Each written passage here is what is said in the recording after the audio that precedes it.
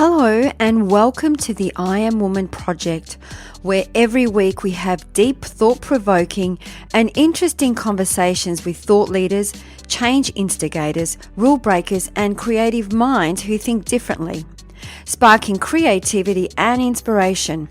Our special guests on our show cover a variety of topics just for you, and they share their personal stories to inspire, motivate and empower you, our listener.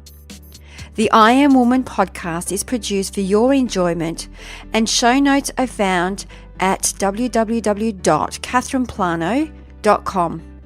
Come back often and feel free to add the podcast to your favourite RSS feed or iTunes. All links are in the show notes. Now let's get into the show.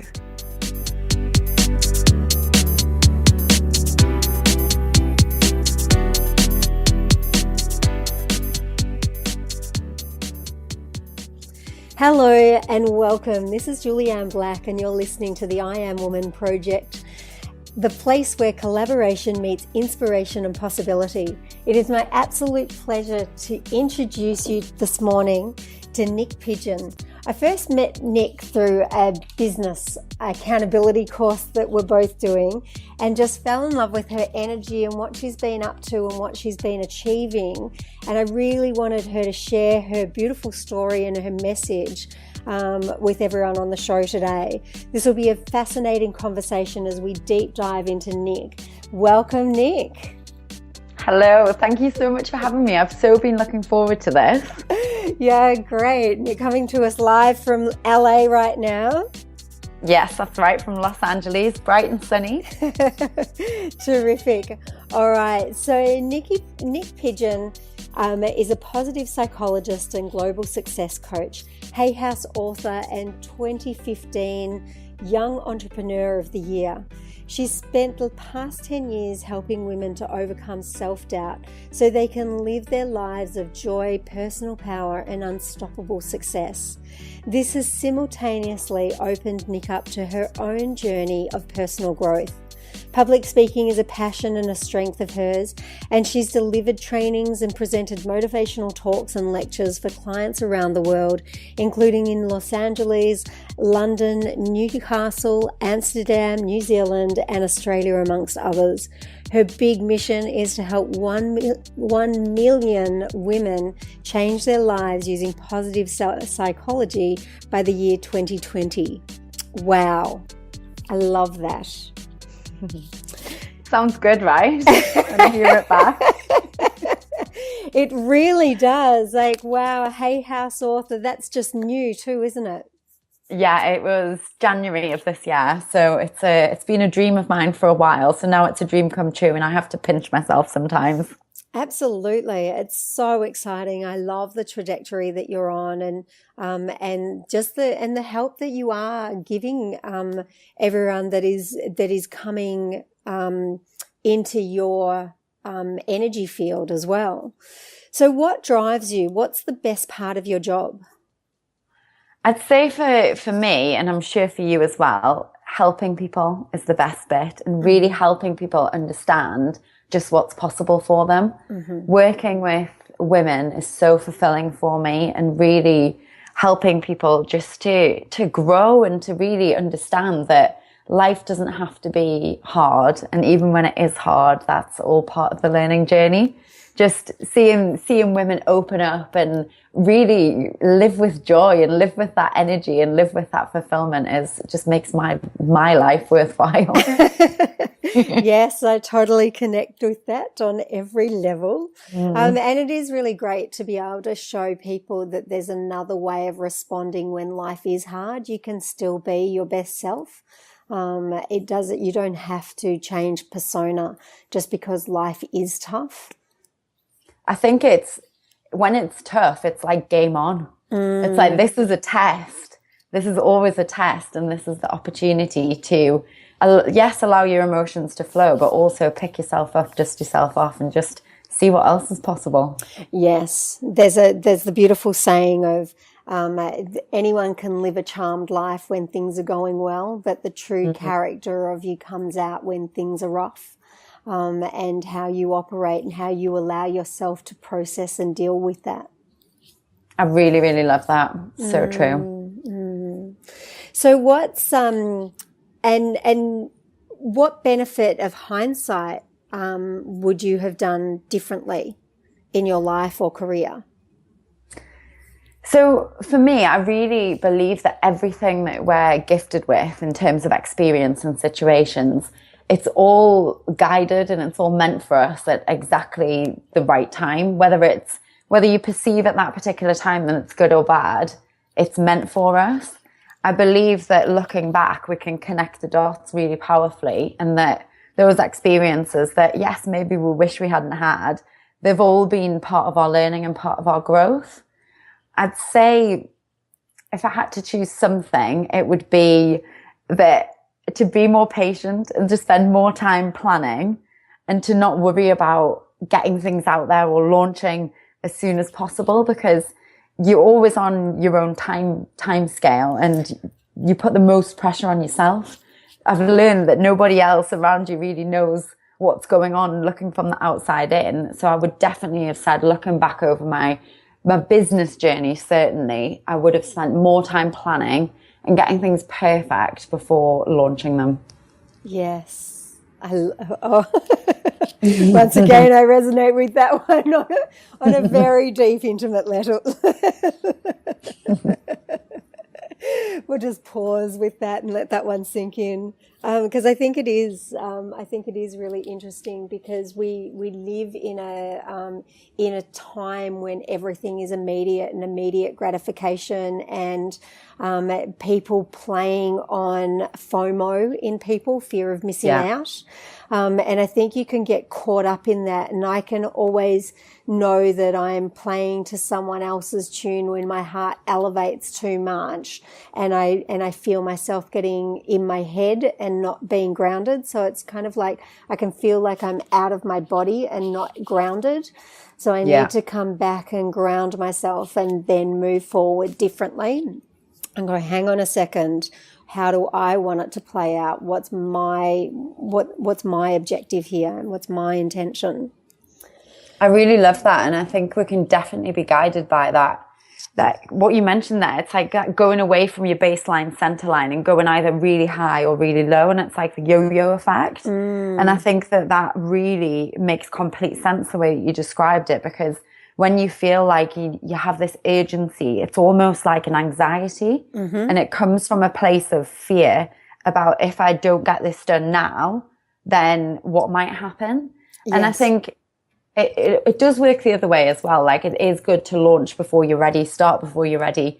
But I think that for me, certainly finding that time to plan and coming from that baseline center line, that grounded space, like you said, is something that all of us can learn to do more of. Yeah. And I think you can also know from a cheeky level as to whether you're pushing yourself or whether you're stalling.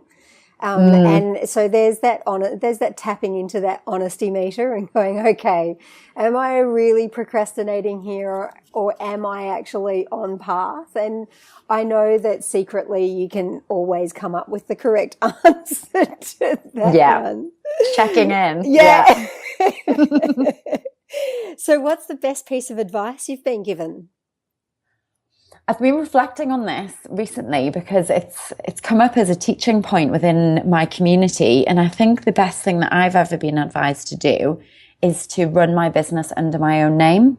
So this was a piece of advice that was given to me last March by Reed Tracy, who's the CEO of Hay House. And when I'd gone along to one of the writers' workshops that Hay House run, and this was kind of the start of my book journey. And he was telling us, you will always, always, always be able to connect with your community more powerfully if you use your own name. And at the time, I was actually running my business under another name. So it was under Optimal You. And I still do have that website and that business, and it still runs. It's a great business. But I saw a huge, huge shift when I started using Niyc Pidgeon and really getting present and really owning myself and my brand, because it's allowed people to connect with me and to connect with who I am and what I believe and what my mission is. Because I think when you put a brand name in front, sometimes it can act as almost like a filter. And people connect with people. People don't want to be trading with a business because it's more salesy and it has that, okay, so what is that person selling? So I think it really kind of dropped a barrier for me, and it allowed me to get closer to my community by using my own name. Similarly, one of my mentors really encouraged me to get real and to start using my story. So the combination of these two things has really allowed me to be more authentic and to speak from a place that is coming from my voice. And I think through that vulnerable voice and through that authentic voice, we can connect with each other so much more powerfully. Yeah. I love that. And I love that for you as well, because your story is really powerful, and for you to have come to a place where you're at peace with it. Would you like to share a little bit about that now? Because I'm sure it goes straight into what is the greatest lesson you've learnt.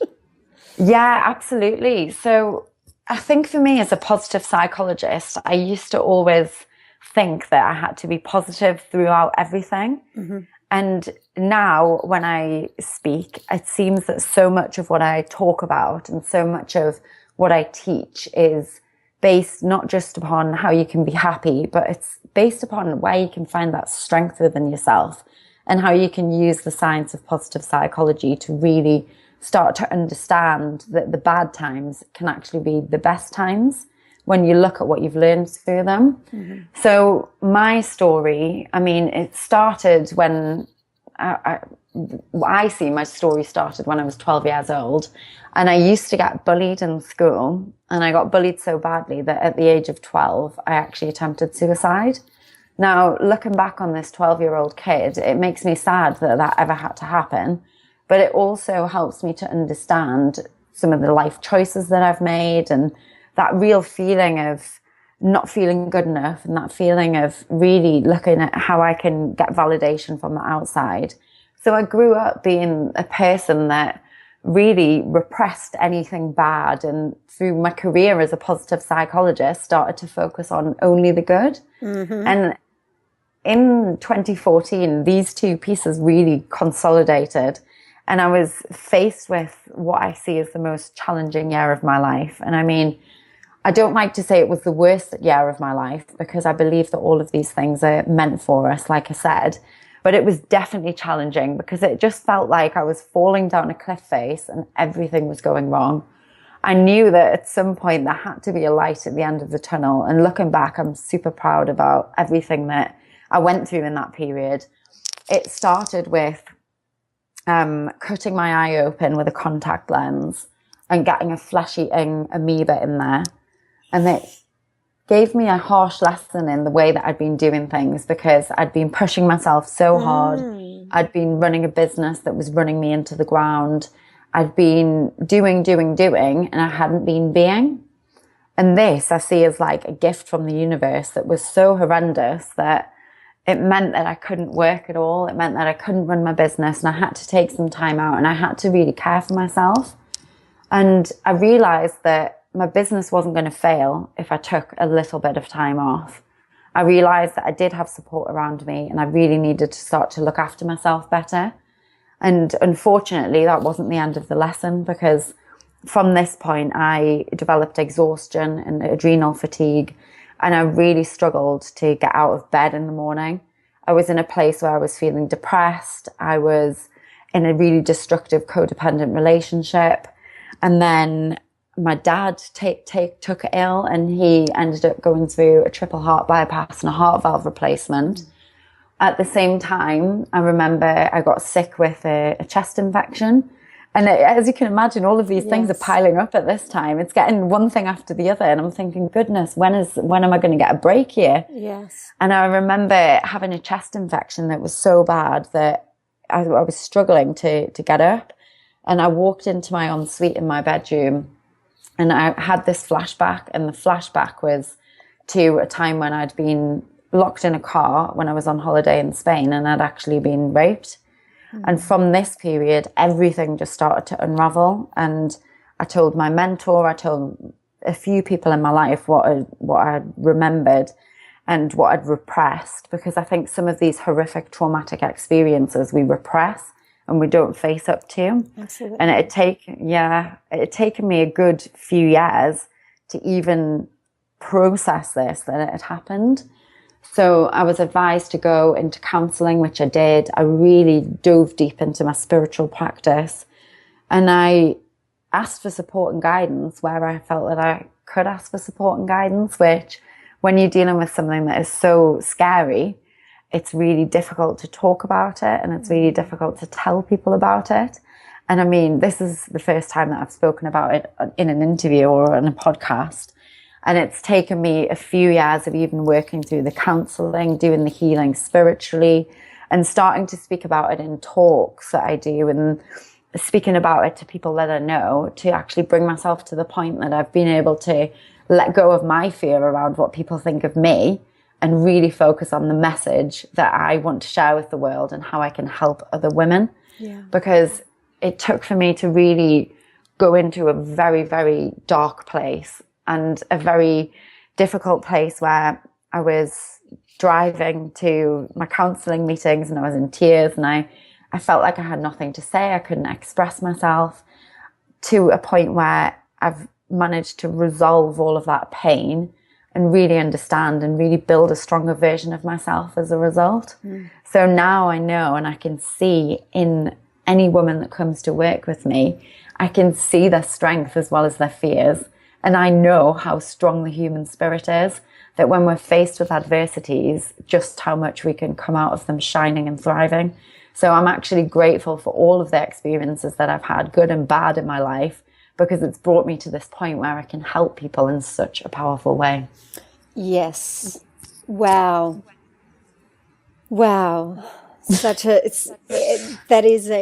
It is so powerful when you actually can share it, because it ends up not being a sign of weakness, but a sign of strength. And once again, I believe that we're going for realness in people now. We want to know, yes, we want to know their successes so we can have people that lead as an example of what's possible. But it's also being courageous enough to share their vulnerabilities. So we know that, you know, you've been through a whole life's worth of stuff as well. It's not just this positive, glossy, fluffy, yay. There's so much depth and realness to why you have that massive mission as well. Like it just brings it all home. It's like, yeah, I get it. Definitely. And I think what's really interesting looking back is that so many things in my life were out of alignment when I was ignoring that experience and when I was processing and healing through that experience. As soon as I really owned every single part of myself, as soon as I owned everything good and bad that I'd experienced, that's when everything integrated. That's when I started to feel like I could express myself more. I felt my personal power, my financial abundance flowed in. And it sounds bizarre, but everything started falling into place. And I felt like, it's crazy, isn't it? But it's one of those things, like everything is connected and everything has an influence over everything else.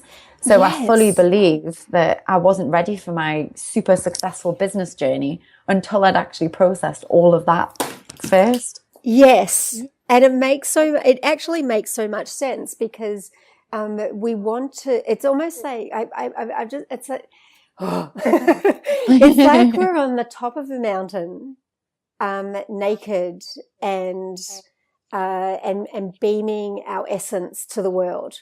And it's only until we have that pure acceptance for ourselves, both our shadow side and our light side, that we can stand as a grounded, united, integrated being, in absolute congruence and alliance with our higher self and the physical entity as to what we're here to deliver to the world.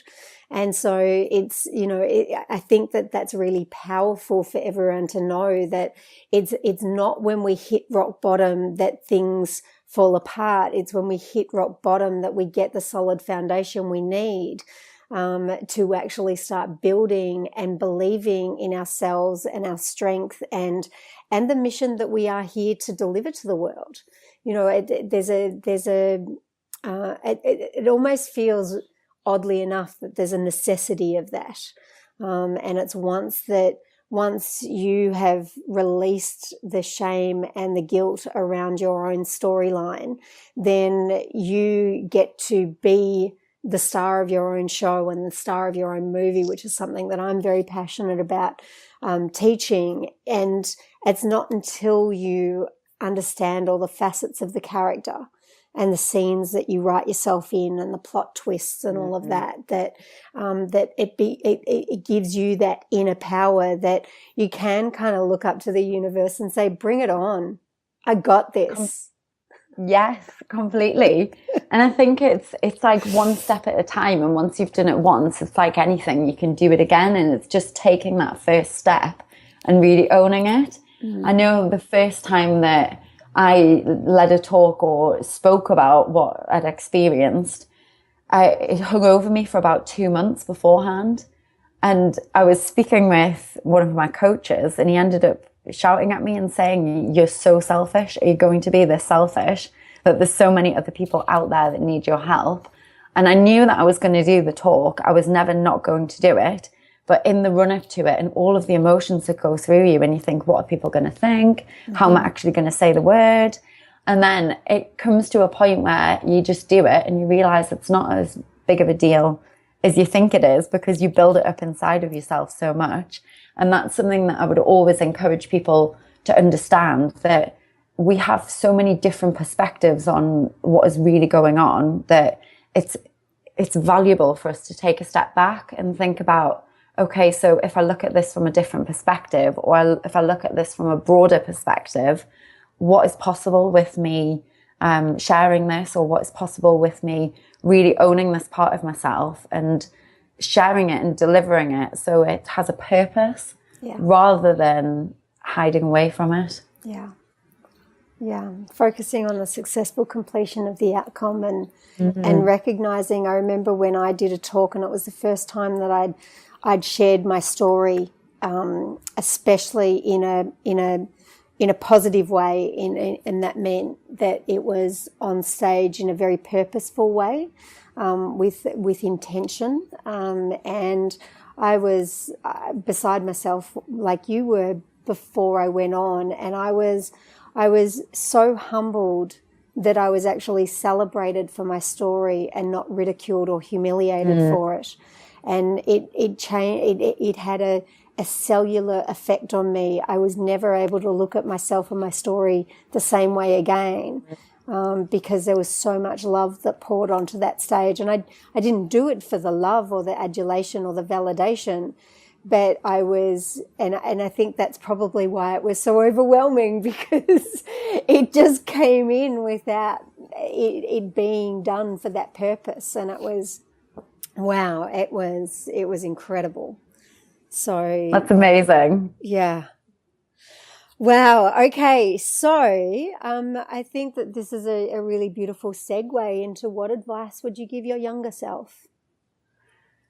So to understand that it will always be okay.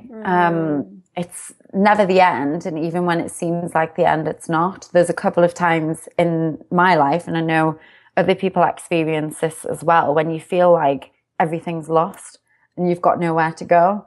And it's those moments when you feel like you're inside a box and there's no way out, that I would definitely say to my younger self, just think about what the next positive step is that you can take, and just take that one step. I think I would also say to really, I guess it's the growing up process, that when you come into yourself and you get more confident with being yourself. But I would say, and I would encourage to anyone that's younger that's listening, be confident in being yourself as soon as possible. Because I used to be, and I still am, a super social person, super extrovert, and I'm always very fun and very bubbly and always out there, and almost no one would ever know that there was anything wrong. Yes. But I used to be the person that was so uncomfortable in myself. I didn't like to dance because I felt so awkward. And I felt like I couldn't be this big person authentically until I really resolved the conflict inside of myself that was allowing me to be myself. So I felt that as soon as I relaxed into who I am and felt confident in that I felt like I could just be confident in every situation. Now dancing's like my favorite thing. I know, and I've seen you dance, and it's great. There's so much joy that comes from you. And it seems bizarre because it's these things and it's this self-expression that comes up again. It's a theme in my life. Not feeling like I could have a voice, and now knowing that I've got a really strong, powerful voice and I can help other women find theirs as well. Yeah, I love it. Well done. And I love that about the box as well, because ultimately when you think that you're cornered into a box, you could actually turn it on its head and go, well, the box is the illusion, what's outside of it. And nice. It's like, okay, I'm feeling like I'm trapped. However, if it's an illusion, what's beyond the illusion? What's possible? And it's just wow, wow, wow. Okay, so what keeps you up at night then? Thinking about how I can have the biggest impact in the quickest way. But I guess then that quickest way thing is like me being impatient again. And this is where I have to really have a word with myself. And understand that even if you look at my journey and you look at the past year, I mean, it's ridiculous when I write it down and I'm like, what I've achieved in the past year is amazing. But you look at what was done behind closed doors in the run up to that, university degrees, studying, exams, trial and error, working so hard for no money, working hard for some money. And it really has proven fruitful in the past year. So I understand that we're playing a long game, but I also want to make sure that because I feel like with the success that I've had, I've really got a powerful place to grow from. And I want to use that place for the biggest advantage through my book, through charity projects that I'm working on. I really want to speak to as many people as possible and help them change their lives. Yeah. So that's what I'm thinking about when I go to bed, definitely. Okay, so who's been the greatest influence? Biggest influence for me is probably one of my mentors who I met. I'd done a conference call with Richard Branson and Elon Musk a few years ago. Mm-hmm. And I met this guy off the back of that. He'd messaged me and said... Just pop those names in there. Yeah, just drop them in. It's a bizarre way to meet a mentor. Like he watched the hangout and he was actually knew these guys. And he then messaged me on Twitter and he said, I absolutely love the term positive psychologist. Like, tell me more about that. Mm-hmm. And he was a huge influence in my life because he helped guide me through some very tough times. Mm-hmm. And he really helped to give me perspective, not only from a business mentor point of view, but also from a very spiritual point of view and a very caring point of view in terms of where I was at that time back in 2014 and having this really challenging year just really helped me to understand and help me to learn and grow. Yeah. He's also been devil's advocate for a lot of the time as well. And he's helped me remain grounded and he's helped keep me down to earth and say, no, I think you're wrong with that. Or maybe just questioned my motives or questioned the way that I do things from a perspective of he's seen a lot more in the world. So he's really helped influence me. And I mean, sometimes he's completely wrong, but a lot of the times he's right. And it just reminds me that we're all human. We're all on this journey. And I think we do need to have these people in our lives that we accept have got better answers than we have right now and we can look up to and we can learn from. It's been one of the key elements in my growth, working with coaches, working with mentors, asking bigger questions, and really looking to learn from other people that have been there and done it before. And what I love about the sometimes he's right, sometimes he's wrong aspect is that whatever information you get, you've got to try it on for size. And if it fits you, take it on board. And if it doesn't fit you, for that holistic reason, like there's something inside of you that says, no, this is off. then you've got to listen to that own intuition as well. I think that gives you the opportunity to get stronger within yourself with being able to receive great information, and not just like you're thinking about the information that's coming to you and going, yes, yes, it's uncomfortable, but I know it's right. Yes, it pushes me, but I know it's right. And on the opposing of that, it's like, yeah, I get that. And that just feels so that's incongruent for me. That's out of alignment. That's whatever it happens to be. So that makes me feel physically sick or gives me a headache, because I quite often get like a really physical reaction. Correct. If something's out of alignment. And that's how I know, like, whoa, Nick, like there's something not right with this. Yes. So then I would sit with a decision or a piece of information and think, like, what is intuition telling me? And it sounds very woo-woo, but a lot of my business is run like that, through intuitive guidance, through inspired action and inspired thought. Yes. And by taking information and then really applying it for yourself. Another reason why I adore you so much. Two peas in a pod right there. Yes. Okay, so if you had one word that best describes your personal brand and you, what would that be? Energy, for sure. Energy. So, I mean, it can be taken in lots of different ways. It can be energy as in light, bright, good vibes, but also just that like power punch, that just real energy. You might also use the word pink as well. Everybody says I did a talk back in the UK last month, and I got introduced. And one of the things that the lady introduced me, she was one of my clients. She introduced me and said, I started seeing on Facebook this pink dress and this big smile popping up everywhere. And then I knew that it was a calling and I was meant to work with her. Love it. Yes, that signature style right there. So what are 3 golden nuggets that you'd love to give our listeners? So first of all, make sure you look after yourself. Make sure that your self-care and self-mastery is your priority. So for me, this means every single day, daily spiritual practice. I'm huge into Kundalini yoga, so I make that part of my day always. Mindset work, moving your body. So my background is very much in fitness, and looking at how you can move your body to move your mood so you feel fabulous. Getting proper sleep, something that's been a struggle for me because I always push myself so hard, but it's definitely a big piece of advice that I would give, something that's so simple, along with good nutrition and water. So those self-care elements, almost like a checklist for you every day. The second thing would be to surround yourself.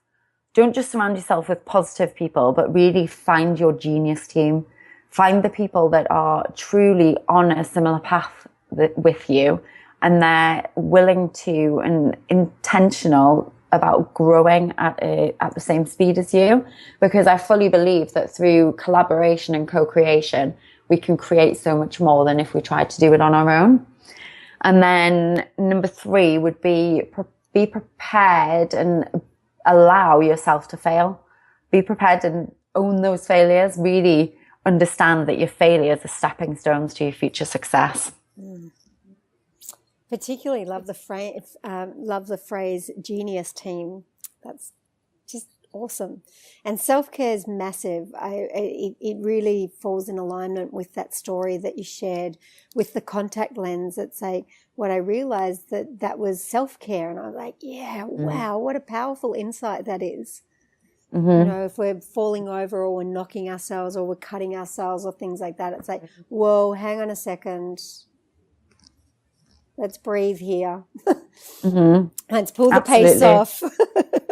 And what's interesting about that experience as well is that it was an accident with my eye that really, truly allowed me to start seeing what was going on. It's like just a subliminal gift from the universe. So thank you for that one.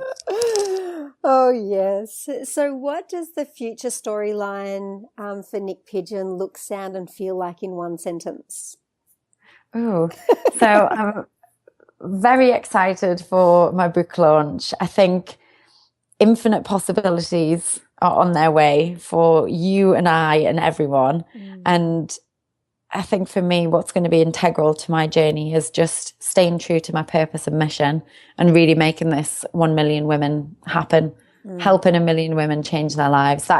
That's the overarching, encompassing goal. And within that, who knows what's possible? Books, podcasts, international launches, everything that we desire. Yes, I love it. And so we're going to have some links as to where to find you.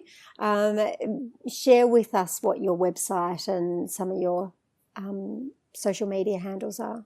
And Of course, yes, that's a big one. So my website is at nicpidgeon.com. Now, Nick is spelled N-I-Y-C and Pigeon is spelled P-I-D-G-E-O-N. So it's like the bird, but it's got a D in there as well.